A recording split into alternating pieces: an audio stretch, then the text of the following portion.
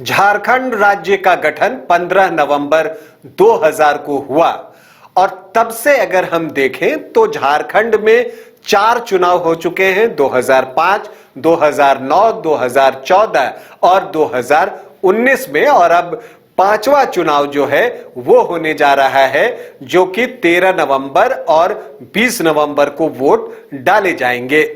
जब झारखंड राज्य बना तो जो एकीकृत बिहार में चुनाव हुआ था उसमें झारखंड में आने वाली जो सीटें थी और उन पर जो पार्टियां जीती थी उसके आधार पर ही सरकार बनी थी, और तब जो है बाबूलाल मरांडी के नेतृत्व में झारखंड में सरकार बनी थी, क्योंकि तब बीजेपी के पास सबसे ज्यादा सीटें थी, 33 सीटें, और वो सरकार बनाने में कामयाब हुआ था। लेकिन आज जिस विषय पर मैं बातचीत करने जा रहा हूं वो ये करने जा रहा हूं कि झारखंड में किस पार्टी ने उत्तरोत्तर अपने प्रदर्शन में सुधार किया है इन टर्म्स ऑफ सीट, मतलब सीटों की संख्या हर चुनाव के साथ किस पार्टी की बढ़ती रही है। उसमें कुछ प्रमुख पार्टियों की हम चर्चा करेंगे, जिसमें बीजेपी है, कांग्रेस है, जेएमएम है, आजसू है, हम इसकी बात करेंगे। लेकिन पहले आपको बता दें कि आप देख रहे हैं न्यूज बाइस्कोप और मैं हूं राकेश रंजन। झारखंड राज्य बनने के बाद जो झारखंड में पहला विधानसभा का चुनाव हुआ था वो 2005 में हुआ था, और तब अगर हम कांग्रेस पार्टी की बात करें तो कांग्रेस पार्टी को उस चुनाव में 9 सीटें मिली थी, जबकि मत प्रतिशत 12.05 था। 2009 में कांग्रेस ने अपने सीटों की संख्या में वृद्धि की और वो 9 सीटों से बढ़कर 14 सीटों पर आ गया। लेकिन 2014 में कांग्रेस की सीटों की संख्या घट गई, 14 से वो घटकर 6 आ गया, जबकि 2019 में फिर उसकी सीटों में इजाफा होता है और वो 6 से 16 पर पहुंचता है। लेकिन जो लगातार बढ़ने वाली बात है वो कांग्रेस के साथ नहीं हो सका, क्योंकि 2005 के बाद 2009 में तो कांग्रेस की सीटों की संख्या बढ़ी, लेकिन 2014 में उस पर ब्रेक लग गया और वो घट गया, वो 6 सीटों पर आ गई। अब इसके बाद हम बीजेपी की बात कर लेते हैं। बीजेपी 2005 में जो विधानसभा का चुनाव हुआ उसमें 30 सीट जीतने में कामयाब रही, लेकिन 2009 में उसके सीटों की संख्या घट गई, वो 30 से 18 सीटों पर उतर गई, जबकि 2014 में उसने एक जंप लगाया और मोदी वेव में उसके सीटों की संख्या बढ़कर 37 हो गई। लेकिन 2019 में एक बार फिर से उसके सीटों की संख्या में कमी आई और वो 25 सीटों पर उतरकर आ गया।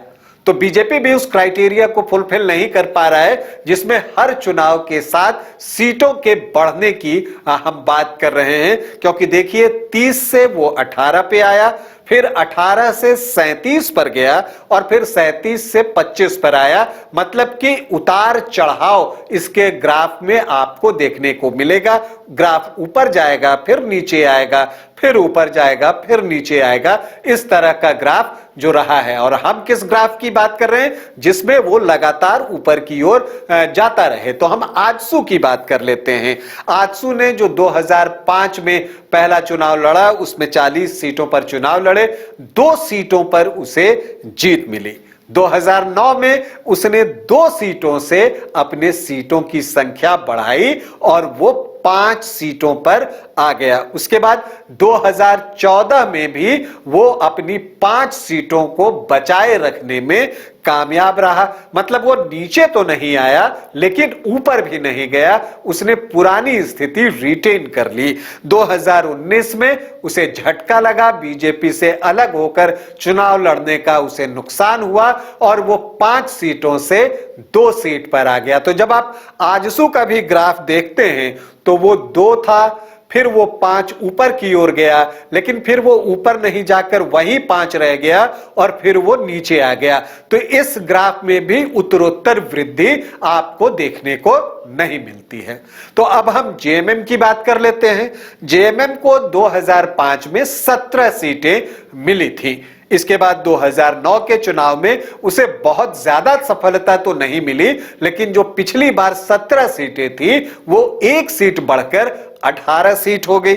फिर 2014 में आता है तो फिर उसे बड़ी कामयाबी तो नहीं मिली, लेकिन जो पिछली बार 18 सीट थी वो आपको 2014 में एक सीट बढ़कर 19 सीट हो गई और फिर 2019 में तो उसने कमाल कर दिया और 43 सीटों पर चुनाव लड़कर 30 सीटें उसने जीत ली। तो आप देखते हैं कि जेएमएम 17, 18, 19 और फिर 30 की तरफ वो जाता है, मतलब उसके ग्राफ में उत्तरोत्तर आपको अपग्रेड दिखता है, वो अब ऊपर की ओर जाता हुआ दिखता है। तो आपको अभी ये बताना था मुझे कि झारखंड राज्य बनने के बाद जो चुनाव हुए हैं और उनमें जो पार्टियों का प्रदर्शन रहा है, तो झारखंड मुक्ति मोर्चा एकमात्र ऐसी पार्टी है जिसने हर बार पिछले चुनाव से बेहतर प्रदर्शन किया है। जैसे 2005 में 17, तो 2009 में 18,